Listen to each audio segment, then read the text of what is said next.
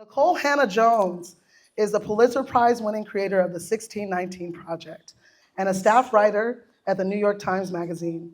The book version of the 1619 Project, and as well as the 1619 Project children's book, Born on the Water, were instant #1 New York Times bestsellers. Her 1619 Project is now a 6-part docuseries on Hulu. Hannah-Jones has spent her career investigating racial inequality and injustice, and her reporting has earned her the MacArthur Fellowship, known as the Genius Grant, a Peabody Award, 2 George Polk Awards, and the National Magazine Award 3 times, okay? That's too much. Yes. You can cut it short. You cut it short. I'm gonna wrap it up.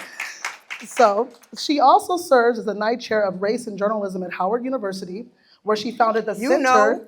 Howard, as we got Howard alumni in the house, where she founded the Center for Journalism and Democracy.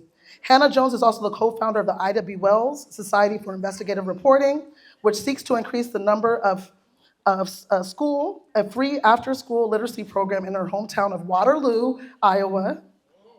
Hannah-Jones also holds a Master's of Arts in Mass Communication from the University of North Carolina at Chapel Hill and earned her BA in History and African American Studies from the University of Notre Dame. Let's give it up for Nikole Hannah-Jones. Thank you. Aw, thank you. Yes, all right, yes. Thank you. All right. Aw, appreciate y'all. Thank you. Yes. Thank you so much, Nikole, for coming to San Francisco and coming to Rafiki Coalition for Health and Wellness.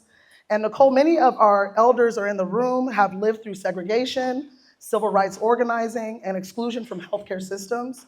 They hold deep memories.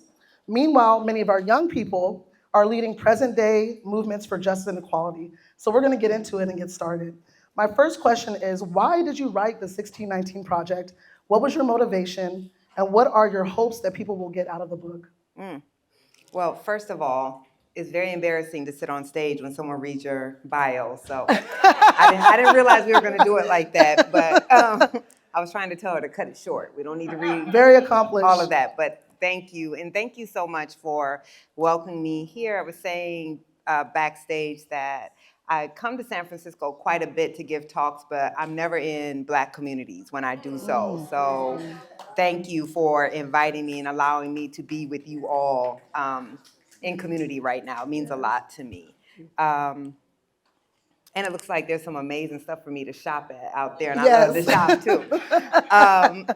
So, you know, this brother up here, what's your name? Bomani. He's wearing a shirt, and on the back of his shirt, it says "Before the Mayflower." And I talk about, there you go, stand up. Yes. And Bomani also told me he's from Norfolk, which is right across from the first landing of the first Africans sold into the British North American colonies in the year 1619. But the reason I talk about the book is I was a high school student. I was 15 years old when I took a 1-semester Black Studies elective course by a Black male teacher named Mr. Ray Dow. And he introduced me to the year 1619 because he gave me a book called Before the Mayflower by the historian Lerone Bennett. And that was a transformative moment for me because up until that point, I didn't know that African people had been in the United States that long. You know, the title of the book is basically evoking a lost history and saying every American child learns about the Mayflower in 1620. But there was another ship that landed a year earlier in 1619, and the history of that ship and its people had been completely erased. So it was at that age, at just 15, that I came to understand that what they were calling history was not history. Because they weren't teaching you everything that could be taught. They were teaching you what they wanted you to know, what they wanted you to remember. And so Lerone Bennett's work Before the Mayflower is a work of memory. It's saying there's this whole parallel history that was taking place and people had chosen not to teach us that. And that's what I see the 1619 as well, as a work of memory. So, you know, I'm a little bit older than 15 now. And so my entire life, I felt from that moment that I read that date in that book, has been working towards trying to help myself understand this history that we hadn't been taught, how that history was shaping our society. Because the thing is, whether we learn the history or not, it is shaping us. And so the history we've been taught has actually rendered us incapable of understanding the society we have, because the history we've been taught is a lie. Lies of omission, lies of what they do teach us. So my whole career, I've been trying to get us back and saying, how can I write about racial inequality in modern America without helping us build the history that created it, that it didn't start out of nowhere, that we had a whole society built upon it. And the 1619 Prep published now 6 years ago. We published it on the anniversary, August of 2019, which was the 400th anniversary of those first Africans being sold into slavery, marking the beginning of slavery in America. And if we just think about a timeline, that means that slavery is one of the oldest institutions in what would become the United States. So the English landed Jamestown in 1607. All my answers will be this long, I'm just letting you know. People always prepare all these questions, and I'm like, that's cute, we're not gonna get through most of them. Thanks for letting me know. But the English landed Jamestown in 1607. Within 12 years, they're already engaging in African slavery.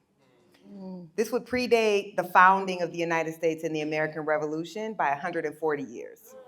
And when we found this country in 1776, 1/5 of the population is enslaved at that time. These are all things we don't learn about, but clearly they're shaping our country, and it means something that slavery is one of the oldest institutions in the United States. And so as this anniversary was approaching, I just wanted us to have to be forced to grapple with that. That if we think about 1619 as an origin story, not the ideas of freedom of 1776, but the practice of slavery in 1619, that helps us understand the country we have, right? Because the story of 1776 doesn't explain Donald Trump, but the story of 1619 does. And so that's what I tried to do. Wow, thank you. Thank you so much. So my next question is, your work seems to honor the ancestors of past generations coming into the present. What do you hope the younger and future generations will carry forward from your work? That's a heavy question. So one, let me just be clear, the 1619 Project is a collective work. I created it, it's my brainchild, but it exists. I wrote some of it, but scholars from many different academic fields, artists, poets, novelists, there are literally dozens of people who contributed to the 1619 Project, and that was necessarily so because no single person could try to tell the 400-year story of a people. That's right. And to me, as many Black folks as I could get involved in this project was the greatest testament to everything that our ancestors bore and everything that our ancestors survived, because it produced all of us. Yes. So I never want to take credit that I am somehow the project. I am not. The project could not exist. And it couldn't exist with decades of scholarship by mostly Black scholars, and going all the way back to W.E.B. Du Bois when he wrote Black Reconstruction and challenged the white narrative about the failings of the first attempt at multiracial democracy. I worked within that lineage. And now I can't remember what your question was. What was the question? What do you hope younger and future generations will carry forward from your work? I'm the worst person to interview. I really just be talking about what I want to talk about. So what I hope, I remember, and I'm trying to see, are there some young people in here? Yeah, we got some young folks. Okay, good. I mean, when you get to be my age, young becomes older, right? So also depends how you define it young, but there was a few years ago, and I remember there was this meme going around, and the meme said, "I am not my ancestors." And I remember folks really thought they were proud of that. Wow. And I thought, at first I was angry, because I felt it was so disrespectful. But then I realized it actually just made me sad. Because what that told me was that people had been raised on a false history. On a history that made them ashamed of our ancestors, on a history that taught them somehow that our ancestors just took it that they didn't resist, that they didn't That's fight. right. And that's the only reason you would say that. Because in my mind, I was like, you won't even stand up to your boss at work. Right? So how dare you?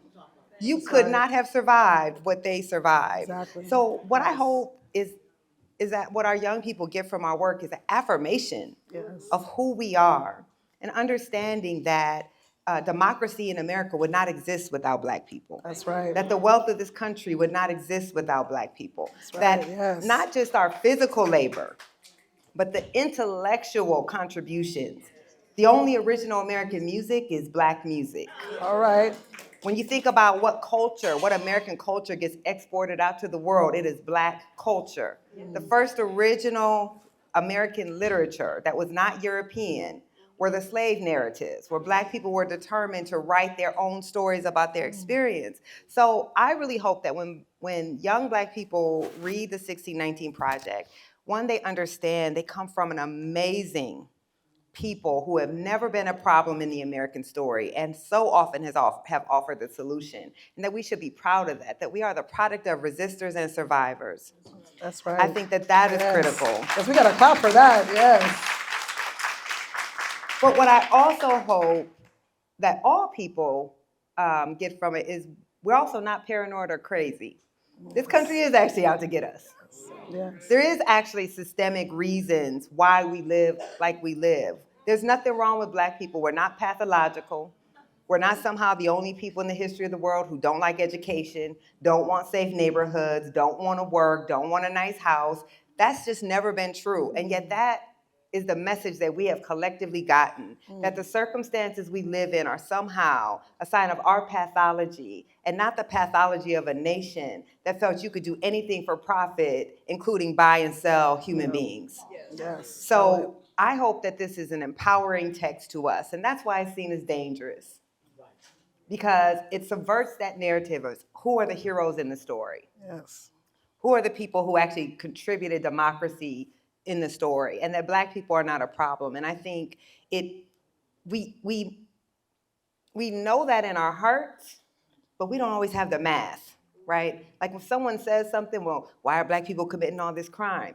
We can't actually go back and lay out the legacy of why that is, or why do Black neighborhoods look like that? Well, if you don't know the history of redlining, you can't articulate an argument against it. And so this project, to me, if you haven't read it or watched the documentary, a lot of people call it a history. It's actually not about the past.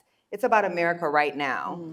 It's saying, look at all of these things. Why do we have the most brutal and barbaric form of capitalism in the world? Why are we the only Western industrialized nation without access to universal health care, right? Why is our traffic so bad? Well, that's a legacy of slavery too, because they didn't build highways to move us quickly to and fro, but as physical barriers against Black communities, right? So if you understand that, then you have an empowerment, you have a self-worth and a value, and you can go into any room and explain. Not that we need to explain ourselves, but I think so often in that absence, we have filled in the blanks, and we've come to believe the things that have been said about us.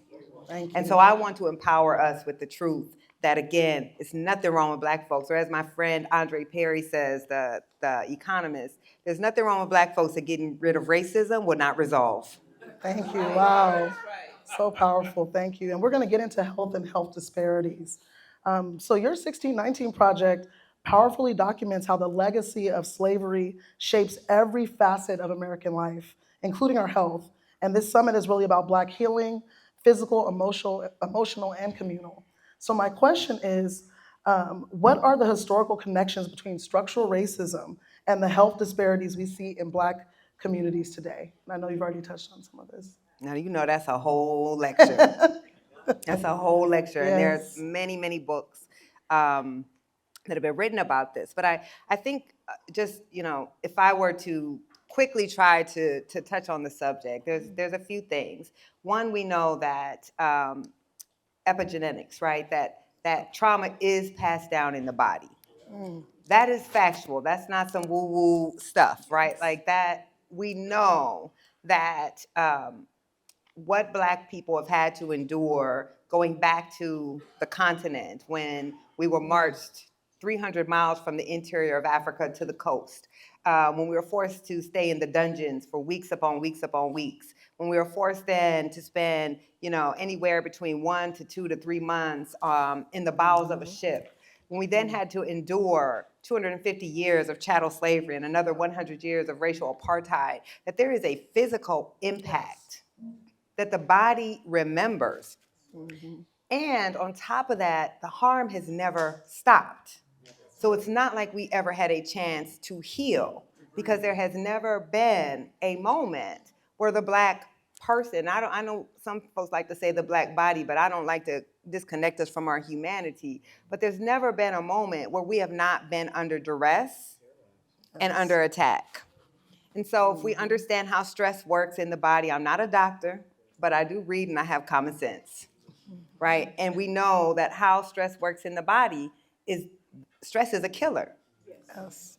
Right? It releases things in your body. That stress that you hold will make your blood pressure high, will make you literally kill the cells in your body. And so we're all living with the impacts of the stress. And there's actually been several studies that show that racism, even if you control for all other health factors, that having to live in a society where you endure constant racism actually has a devastating impact on your health. I mean, this is why during COVID, if y'all remember COVID, I'm sure.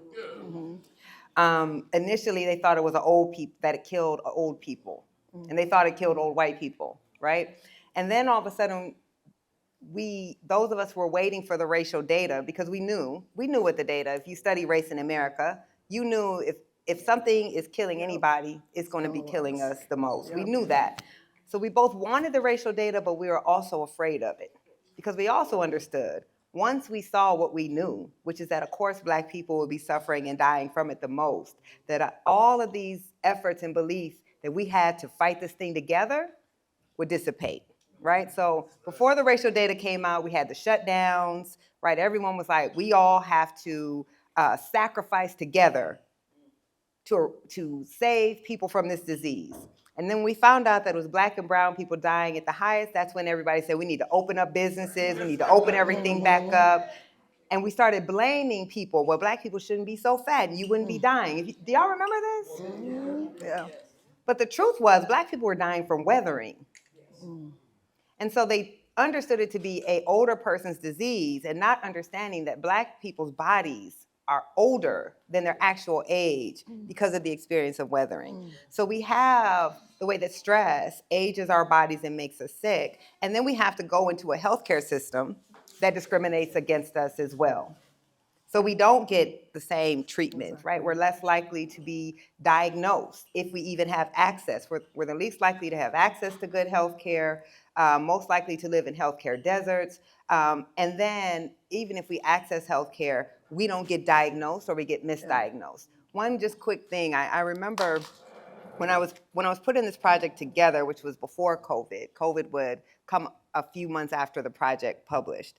And I was looking for different ways to talk about healthcare, and just again, like the conceit of the project is that so much about modern society can be traced to the legacy of slavery, whether we understand it or not. And then it's trying to help us understand how the things we see are legacies of slavery. And I remember reading this article in the Boston Review of Books, and it was talking about the opioid epidemic, which at that time had not really hit Black communities. And it said the reason it had not yet hit Black communities is because doctors had long refused to prescribe pain medications to Black people. Yeah. Because they believed that Black people were just making it up because they were drug addicts. And so this was like the one time in the history of America where their racism had actually protected us for a short period of time. Now, on the other side of that, it meant there were a lot of Black folks who were suffering, who could not get pain medication because doctors believed Black people were just pain seeking. But then it also ended up protecting us from the overprescribing that they were doing that got so many people addicted. Now, of course, we've seen a complete inverse of that. So this is what we're constantly facing. I know you were telling me you worked in maternal health, Yes. so I don't have to tell you this. So they blame the fact that Black women have the highest rates of infant and maternal mortality. And preterm birth, yes. Yes, in the industrialized world. And they try to blame that on us as well. Well, y'all are just more likely to be poor or more likely not to have health insurance. Well, that's true. But even when they control for income, education, Black women still have the highest rates. So what that's telling you is that there's something that is structured into the society. And what my work is trying to do, have y'all seen The Matrix? Yes. Now, when I realized I was getting old, because when I asked my students, when I tried to make a Matrix reference to my students, I got the blank stare, and I was like, you actually are old now, okay. But to me, the 1619 Project tries to be the red pill, right? So you're living your life, and you don't realize that there's all this coding that is creating your reality, that it is being manipulated, right? And you don't see it, but if you read the project, then you understand that everything that you're seeing in your lived environment has been constructed. It's not inevitable, it's not natural, it's not normal. It's been created, and it's been created in a society where we were never intended to be citizens. We were brought here as labor. We were not meant to participate in democracy. We were not meant to be treated as humans. In fact, we were not categorized as humans. And once you understand that, then a lot of other things become clear. But the power of that is also understanding that if our reality was constructed to create inequality, it can be deconstructed to create equality. And that's really what powerful people most fear, is our knowledge, right? Our ability to put things together and then challenge the systems. Absolutely. Thank you. Thank you so much. Yes.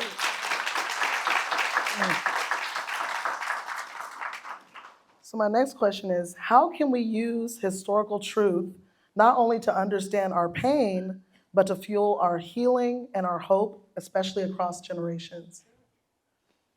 I mean, one, I just think truth is liberating, right? It is. I think about why I fell in love with history, besides the fact that I was an extremely nerdy child. But that aside, I fell in love with history because it calmed me. I remember being a super nerdy child and being very inquisitive about things, that I would just question things. I would question, my father and I, we used to read the newspaper together. And if we wanted to see Black folks in our local paper, we went to the crime log. And yet I'm living in a Black neighborhood where most Black people I know are not committing crime. And yet all the other things they're doing were not worthy of getting in the newspaper. So I want to know why. I don't accept it. I want to know why. I remember how hard my family worked. And I'm talking about blue collar work. My family worked in meat packing plants, most of us. And so I'm seeing like the hard physical labor and get the houses they can afford. And being told that the reason our neighborhood looked like that is we just didn't want to work for nice things. And yet I'm seeing how hard, actually hard work. So I was bused to white schools in the second grade. I'm seeing the white parents. Now, they were, I'm sure, working hard, but to my child's eye, that work didn't look that hard, right? Y'all were wearing a suit every day, and like my family is coming home bloody from cutting meat carcasses all day, hands so swollen they can't make a fist. And I'm like, that seemed like hard work to me, and yet their houses were nice and ours were not. And so all of these things that I'm seeing, why was I all of a sudden having to ride a bus 2 hours every day? Why did I have to leave my neighborhood and go to someone else's neighborhood to get a quality education? But the fact that my parents put me on the bus gave lie to this idea that we didn't value education, because if they didn't care about my education, they wouldn't have put me on that bus and made me ride 2 hours a day. So it was all of those questions that I was having, that the history we were being taught, and when I say history, I don't mean just the academic history you learn in school, but we learn history in a lot of ways. We learn history by who they memorialize, who do they create monuments to, who do they name our schools after, what do we see on television. This collective story was telling me one thing about Black folks, and yet my reality was telling me something completely different. And I think that is what history does for us, is it makes a world that wasn't making sense based on this false memory that we've all been given. It begins to make sense. And then it becomes very empowering, because I realized I could find out and learn about all of this. How did all of this happen? And I didn't have to depend on what a textbook was going to teach me, what a classroom teacher or a syllabus was going to teach me, that I had access to all of this knowledge. So I think that is why we have to study our past, because nothing makes sense if we don't study our past. And we can't be empowered to change systems if we don't understand how were they built. And in fact, if we don't learn history, we don't even understand that these things were built. Yeah.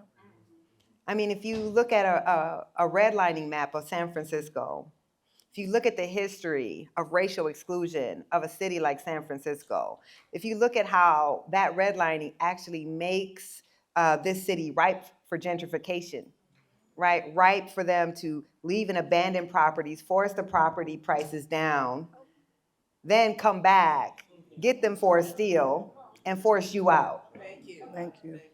But if a history will teach you that that pattern was repeated in every major city across the country, then you realize it's not an accident. There was a plan, there was a strategy. But how do you counteract if you don't know that? And I think that's the empowerment of learning our history. And trust me, y'all, we have a president who is actively, right, purging books, trying to, you can have Mein Kampf at the Naval Academy, but not Maya Angelou. Think about that. You can read Hitler's racist plan to commit genocide, but not read Maya Angelou. What that tells you is an understanding of the power of that knowledge. We as Black people come from the only people in the history of the United States for whom it was ever illegal to learn to read and write. If you don't think there was a reason that they understood the power of information and the ability to find out things on your own, that is why they didn't allow us to learn to read and write, because I'm going to read about an abolitionist movement. I'm going to understand that there are people actually trying to end slavery. I'm going to understand that people were escaping from slavery. I'm going to understand enough to write my own freedom pass. So all of this is then connected to the book bans today. Because as they are installing an oligarchy, right, as they are convincing us that the reason why we're struggling is some undocumented immigrant who came here and is working all the jobs that most folks don't want to work. But if we can blame them and not a man who has so much money that he can tell you himself that he bought the presidency, that's the power of information. And we can't allow ourselves to be cut off from the access to that information and that history. That history empowered me. Look, if Mr. Dow didn't put that book in my hand, I wouldn't have gone on and done the work that I did. So I understand why they want to ban us learning those books. Yep. Think about how it would transform our children to get access to that history early on. Think about how they'll, like me, I became incorrigible in the classroom. My teachers couldn't tell me nothing, and all I needed was 5 Black history books, and I started thinking I could challenge everything that they said, right? And so I think this is what we have to do in this moment. We have to go back to our ancestors. That's right. We have to look at the seeds that they planted. One of the books I'm reading, sorry, I'm gonna end my answer. But No, this is great. Thank you. We've been, some people want to look to Europe to understand what we're seeing in terms of our eroding democracy. And they want to talk about fascism abroad. But I've been reading Black writers on fascism in the United States. So even the belief that we have to look abroad to understand fascism is an erasure of our history, because Black people lived under fascism in the United States. That's right. My dad was born in a fascist state. My dad was born in Mississippi in 1945, the most fascist state in the United States. But they would tell us that that's not what that was. And by telling us that's not what that was, then we can pretend that can't happen here, when Black folks know it already has. Yes. We know better than anybody, besides Indigenous people. They know too what this country is capable of. And that's why they don't want us to be able to share our stories and share our history, because we give life to the whole damn thing. And we can provide the warning, not only for what's to come, but how best to fight it. Yes, thank you. Yes.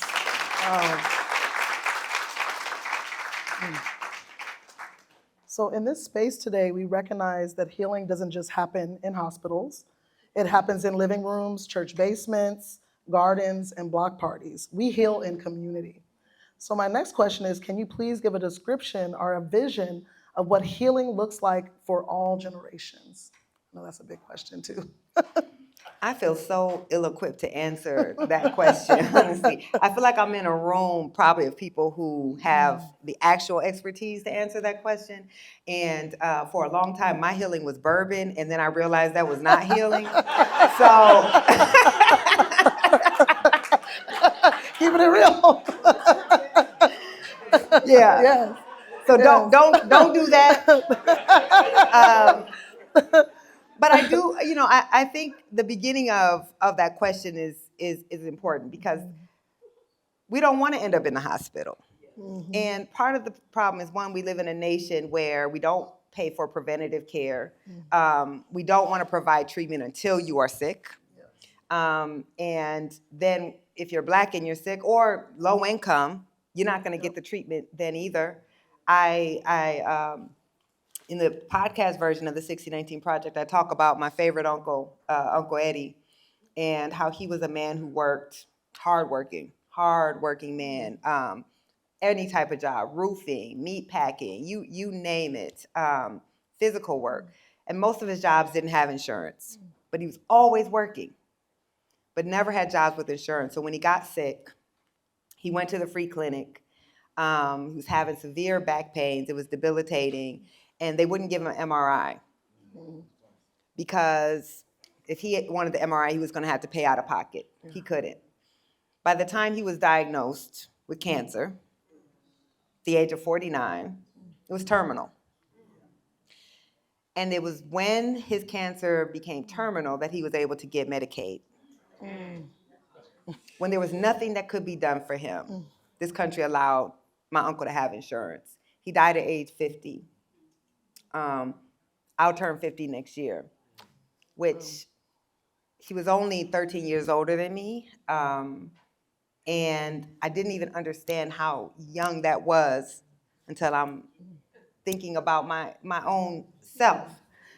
So I think I think that's what makes the work that you're doing here so important, is we can't control a lot outside of ourselves, but we can control how we engage in community, how we try to create protection for ourselves and our communities. That I'm seeing these strawberries here, right? Access to fresh fruits, vegetables. My family was agrarian. Like, my dad was born on a sharecropping farm, and we've let folks make us believe that being close to the earth makes us backwards or country, or that this is Black folks don't farm. We come from farmers. That's right. We come from agriculture. Yes. Our food used to be healthy. We weren't serving macaroni and cheese on the plantation, y'all. Like, I mean, I'm not being funny, but it's like even what we call our indigenous cuisine is actually not anymore. And so I think we've got to be able to have these places where we can have conversations about our communal health.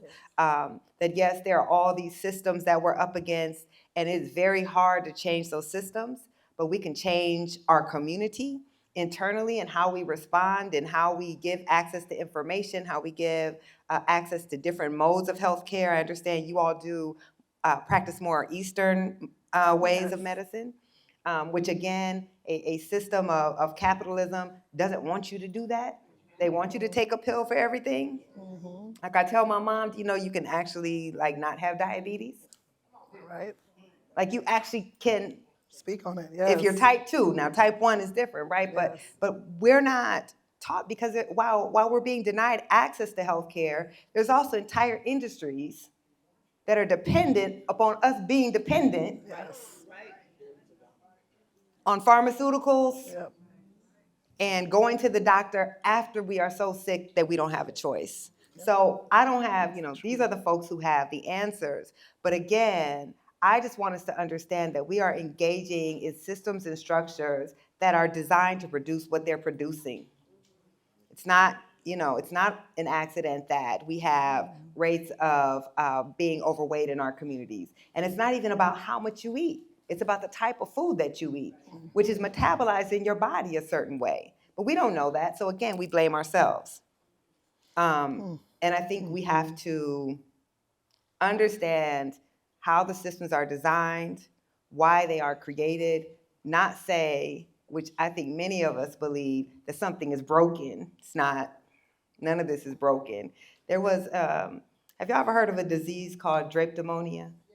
Yes. So some of y'all have. Drapetomania was a disease that science identified, which was a disease of Black people running away from slavery. Oh, wow. Now look. Wow. I know people get on TikTok and just make up shit, but I don't do that. Okay? So just Google it. Wow. They literally had to create a disease to justify to themselves why we would escape from slavery. So it was a mental defect. White people wanting freedom was their innate right. Black people wanting freedom was a mental defect. It was a sign of our mental illness. And along those lines, they also had convinced themselves, because keep in mind, these are people who, I know I'm going afield, but these are people who founded a country based on the idea of inalienable rights, right? The Declaration. We hold these truths to be self-evident, that all men are created equal, endowed by the Creator with unalienable rights, but they're enslaving 1/5 of the population when they write this down. In fact, the man who wrote those words owned more than 120 human beings at the time, including his children and his wife's siblings. And one of his wife's siblings, enslaved half-sibling, was in Philadelphia with him, keeping him comfortable while he wrote these words of liberty.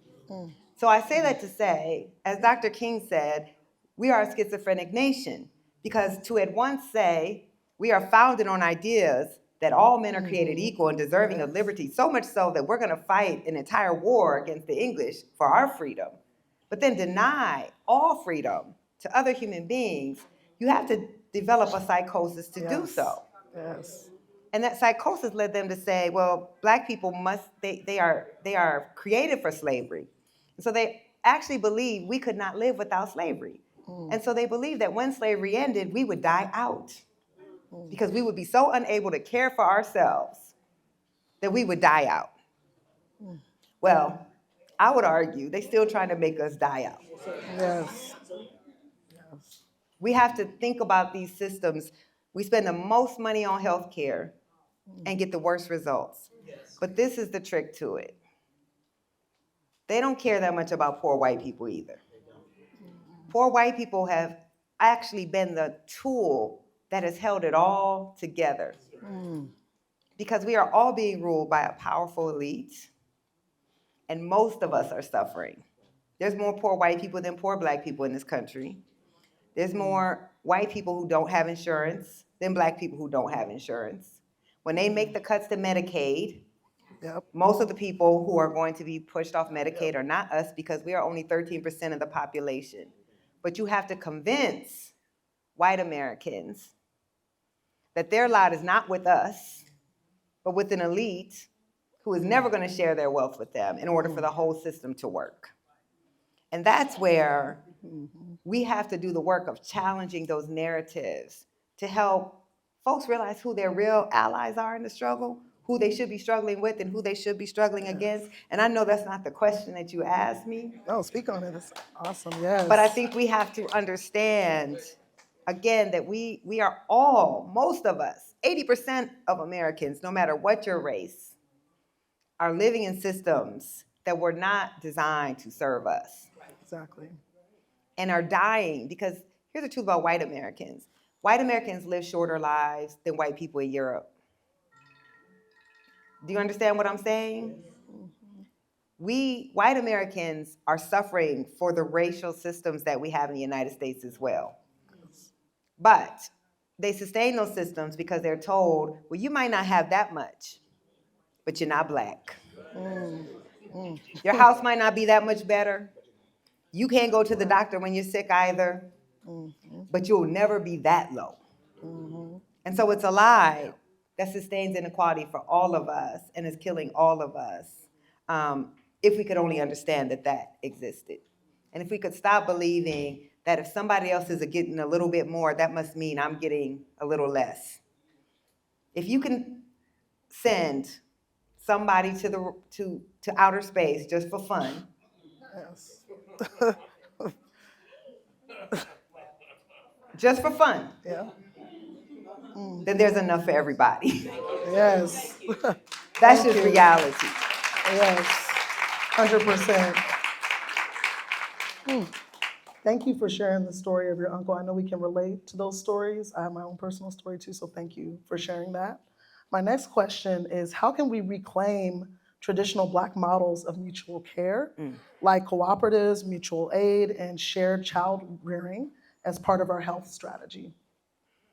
I actually would love to hear your answer on that, because I feel, I mean, look, I can give you some kind of general talking points. And I think and then I'm actually really going to ask you to answer that question, especially for this particular community. But I think if there's one thing we should take from where we find ourselves in this country right now, we find ourselves in a country where the federal government is being weaponized against us in a way that none of us in this room have seen. And I mean none of us. Even if you were alive before the civil rights movement, you have to go back 100 years to see the federal government in a period that we call the nadir, weaponized against us and our rights in this way. Because not only now are they saying we're going to target white institutions that are trying to do things to diversify, they're targeting us for trying to help ourselves.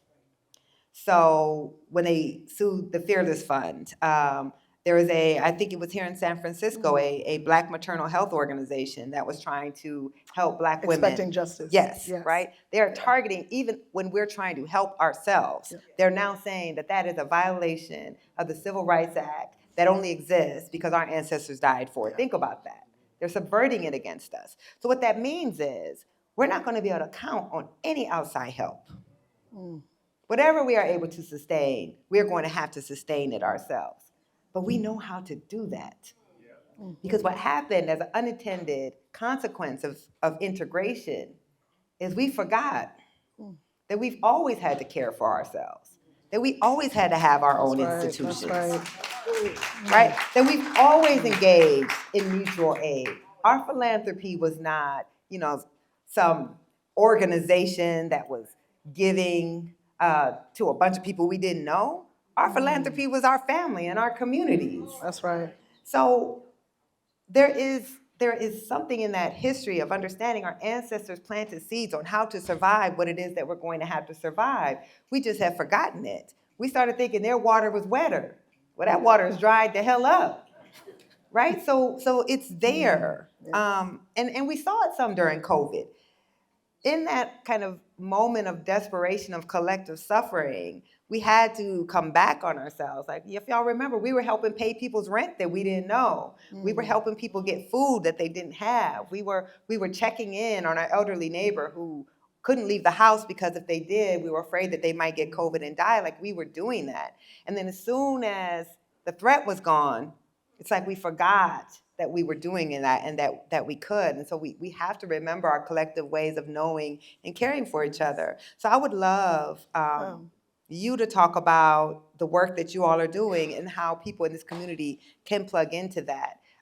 Because that's the only way we have survived, and it's the way we're going to survive what they have in store for us now. I definitely think it's part of what we're doing here today, and Rafiki is committed to village building. So this is what we're doing here today. So come on, give us some examples. Well, Brandy can give some examples. Come on, Brandy. Seriously. All right. I saw Brandy get up. She's like, I'm hopped on it. And with the Maya. Yes, I got it teed up for you. only thing I want to say is we talked about it earlier, y'all, with Sankofa Gardens, right? This is a mutual aid that started during the pandemic, but I also want to acknowledge that the pandemic was before the pandemic. So let's remember that. We're still in a pandemic. So the urgency, I want us to keep it, because that's the energy folks see in me often. There's one book you can get that I want you to think about, Collective Courage. As we think about cooperative living again, right? I share with you, we talked about the Panthers, the movement, the kitchen that my mother cooked in the Panthers, right? Like, this was before we had grants that paid for us to do work. Most of my uncles and cousins and folks are still sitting in jail cells from that collective courage. Meaning we got together and put in our $5 and $10 and $4 together and cooperatively healed. Right now, we still have co-ops. We have Repaired Nations coming out of Oakland, California. We got Mandela Grocery Co-op in West Oakland, California. Like, you can go sign up. Right? You can just be a part of it. I know also that in this room we have co-ops, but maybe we ain't calling it co-op. We may not be calling it co-op, but you're checking on your neighbors. When you walk throughout this whole village, each and every one of those humans there are working interpersonally together to make this whole village happen. Collective Courage is a book that I always request because we have like a study group around that. Nicole's saying something that I said earlier, which is go back and fetch it. They want us to keep thinking that this is some like, oh my God, you guys have never seen tomatoes or you don't know what food is. Actually, we are standing on shoulders of ancestors. And this new intelligence I want us to think about is the ancestral intelligence, the new AI. Yeah. Ancestral intelligence. So when you put your hands in the soil, you'll feel it. I'm just saying that. I'm biased. Yes.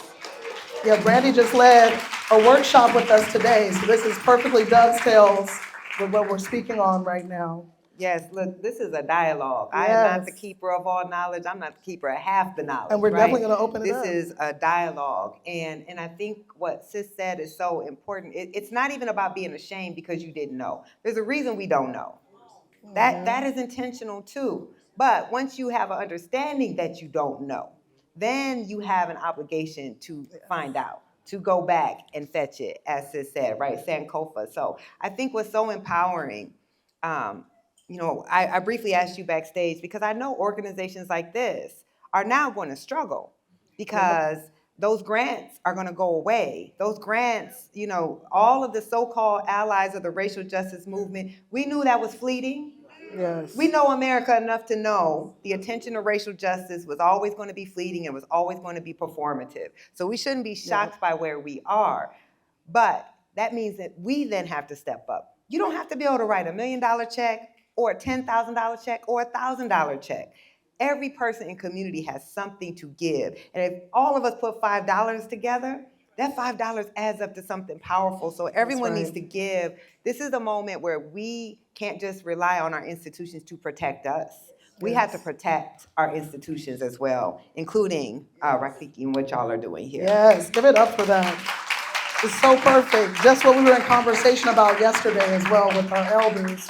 And we're going to open it up for some more dialogue. But I wanted to ask you, and this is a little more personal, how has the 1619 Project helped to facilitate healing in your own life or on your own journey? I've done a lot of interviews. I have not been asked that question, so high five on that. Yes. Wow. Yeah, I guess it has been healing. Though I haven't thought about it in that way. Part of it for me has been the way that working on this project has allowed me to connect with our communities, not just in the United States, but all across the world. I would have never imagined that this project, which is very intentionally about the United States of America, I was intentional that, sometimes Black Americans, we have to speak for everybody's history, Black people's history all across the world. And while we are in connection with that, we also have our own lineage and our own story that should be honored.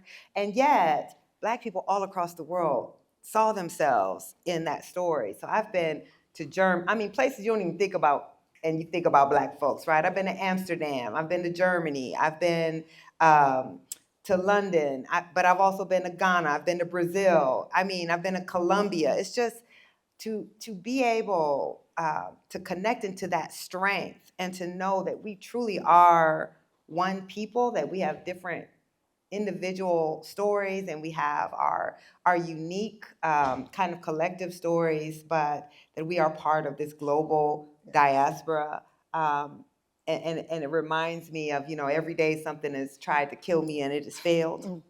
I've thought about that a lot, of our sister's words. So that has been so healing to me, because the hardest thing when I first started the project, when you're a Black American who can't trace your ancestry anywhere else outside of Black America, you do grow up with this sense of emptiness, with this sense of somehow we are lesser than because we don't have a history.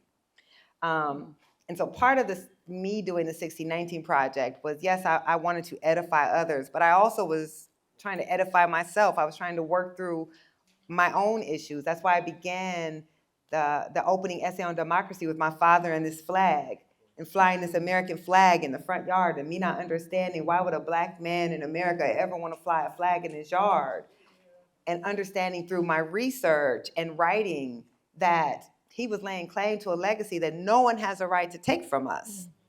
That he was laying claim to a legacy that our ancestors, Frederick Douglass, Martin Delany, you go down the list, that our ancestors built this. Their blood and bones is in this soil. Right. And I don't need to go to any other country to claim my legacy and lineage. And that has been so profoundly healing to me. Like, it is enough. Don't take the ancestry test. They lie, so just don't give them people your DNA. They cannot tell you who your people are in Africa. Sorry. They just can't. But also, I don't need to know it anymore. It is enough for me to know my people came from West Africa, but my lineage is here.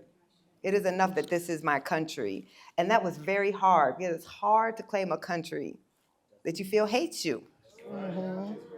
And yet, we don't get to give over our ancestors' struggle in building this to them. They don't get to rob us of our legacy. And I can't tell you, I did not expect to walk away feeling that way.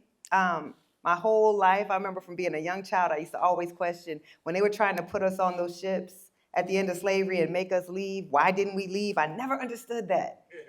Right? Everybody from Abraham Lincoln, James Madison, you name it, they wanted, if we couldn't be here as free labor, they did not want us here. And in the original Emancipation Proclamation that Abraham Lincoln wrote, he had a colonization clause in there. I'm going to free your people, and then I need you to go. And he presents this plan to this group of esteemed Black men in Washington, D.C., and their response is, are you crazy? At the moment of our liberation, you're going to make us leave the country we built? And I never understood that as a child. Why did we stay? Because look at everything we had to endure because we stayed. But I finally came to understand that. And I will say, in a way that I didn't expect, that has healed me.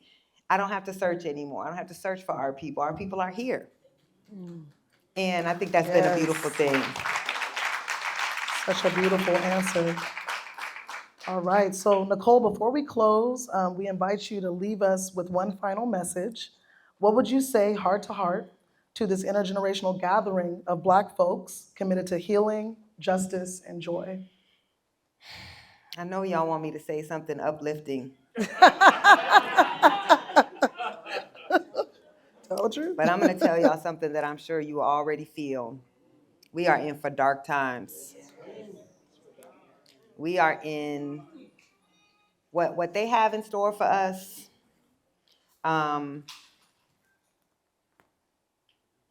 It's going to be a struggle.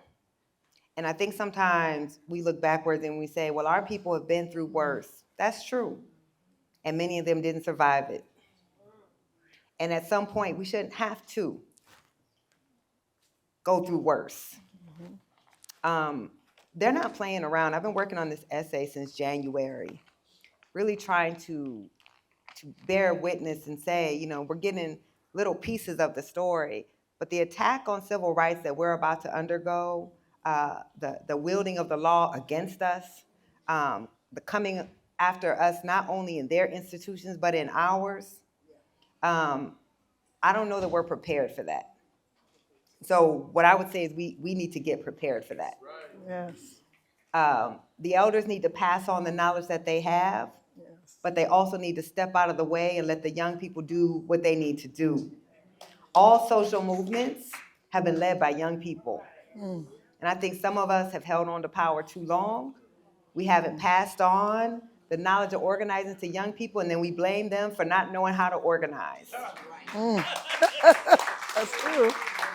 So this is the time for us again to look back and call on our ancestors' strength, but then understand that there is a struggle ahead of us. We don't have time for petty arguments, for nitpicking, for demanding perfection. We need to get off online and stop being algorithms and do some real organizing for this moment. Preach, yes. And I know that this is a community that knows that. So we're gonna have to tap into each other, but we cannot be deluded about what we're about to face. I don't have anything hopeful to offer right now. I think there's gonna be a lot of suffering. I think there might be some generational suffering. But what I do know is if anyone is equipped, it is us. That we do actually come from some of the strongest people on the face of this earth.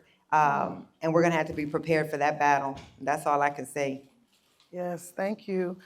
Thank you, Nikole Hannah-Jones, for your brilliance, your boldness, and your unwavering commitment to telling our truths. And thank you to each of you here for bringing your wisdom, your questions, your stories, and your presence to this healing space. Let's carry this conversation into our homes, our schools, our clinics, and our movements. Together across generations, we are reclaiming Black wellness and Black futures. So thank you so much, and thank you, Nikole Hannah-Jones. Thank you. Yes. Thank you. Thank you. Oh, thank y'all. Thank you. Can I give you a hug? Of course.